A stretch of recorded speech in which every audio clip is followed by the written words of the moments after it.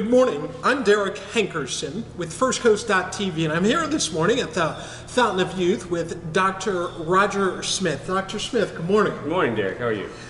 Excellent.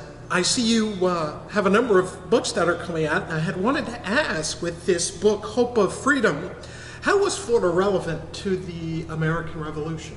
That's one of the hardest messages to get people to understand, is that Florida was not a peripheral situation. If you look at the war from a British perspective, it was 33 colonies stretching from Nova Scotia down to Grenada, and the geographic center of the British Americas in 1775 was the St. Johns River, just outside of Jacksonville, just north of the town center. And that made Florida extremely important because it was wholly loyal, had the only pair of stone fortresses south of the Chesapeake Bay, and 60% of the British military was stationed in the Caribbean, not up where the fighting was, because they were protecting the valuable sugar colonies. And so St. Augustine was crucial to the British effort. So why didn't we become the 13th or 14th colony? Personally, I think it came down to economics. The colony had suffered from 1763 to 1774 economically when it first came into the British Empire. And in 1774, by that summer, they just started making money. And then 2 years later, they're going, "You want us to do what?" I don't think so. And so their investments were just finally being realized. Wow. What is the book Hope of Freedom about?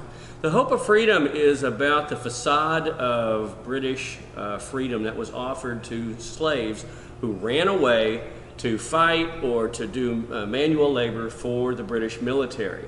I call it a facade because, for example, if you ran away and they found out that your owner was a loyalist, well, you were put in chains and sent back to God knows what. They didn't want to free slaves, they wanted to cripple the plantation economy of rebellious people. And they also understood that the threat of a slave revolt was just so fearful back then.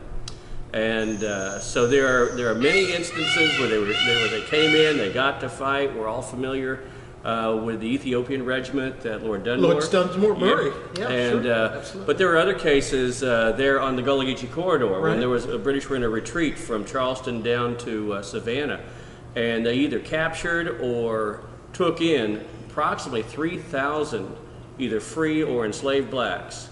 And during the course of that retreat, if they got sick, they were turned out. If they got wounded, they were turned out. If the Americans were getting too close, they got turned out, kind of to create chaos, as they were being gathered up by the American army. By the time it was all over with, the few that made it back to Savannah were sold back into slavery in the Caribbean. Explain turned out to the audience. They would literally be abandoned by the army, or just cast out of camp and just refused to be allowed to be a part of the retreat or the army. They did it to them in Yorktown. The slave community had joined the British forces at Yorktown, contracted smallpox, and rather than take care of them, they were cast out of the camp. What is the big plan for 14th colony, Hope of Freedom, and/or colonial research? Our goal is, these first two books in a series of 6, and our goal is to get this information in bite-sized chunks that adults enjoy the read. Children? Yeah, middle school and high school kids enjoy the read. They're fun books. They're just 32 pages each. But we're taking 5.5 years of PhD research, and we're putting it into a format, and we want to get it into the schools. I don't care about having a thick book on the shelf, that kind of a thing.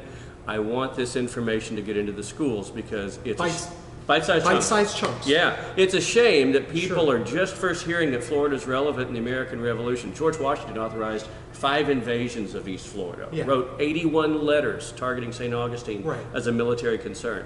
Even people who look at the war from a British perspective look at the 13 colonies. They do, right, and stop there. Exactly. Right. Exactly, and you have to see the whole picture of what's going on to understand. Washington understood that it was more than 13 colonies. Right. When Bernardo de Galvez took West Florida, Admiral, Washington wrote a letter and basically said, "Thank God the Spanish are. Hopefully they'll distract Cornwallis out of the Carolinas, and he'll turn back to that area." He understood the entire continent was a battlefield. When I do a talk, I show a series of maps. What you Google on maps of the American Revolution. Yeah. One of them is one of my favorites. It has troop movements and all these maps and things, and it has in these banners. War fought in New England, 1775-76. Fought in the middle colonies, 76 to 77. Fought in the southern colonies from 1780 to 1781. I guess 1778 and 79 were halftime or something. They decided not to fight then, which is nonsense, you know. The war did not just all of a sudden turn south in 1780. Right. When Washington was getting pounded in Long Island and through New Jersey, there's not one Southern regiment in his ranks. Why? Because they were down in the Southern colonies fighting. And I even found a full-scale invasion of the Southern colonies put on the table by King George, referred to as the Southern Expedition. It was just so poorly orchestrated, right. It's not recognized. Right. People, I've been accused of trying to shoehorn Florida History. into history where Sure. it doesn't belong. Right. I'm not from Florida. I'm not from the South. I'm from Oklahoma. I don't have a dog in this fight. I just don't like bad history, and I don't like when history's been withheld. Exactly. Right. Thank you, brother. Thank you very much. I appreciate this.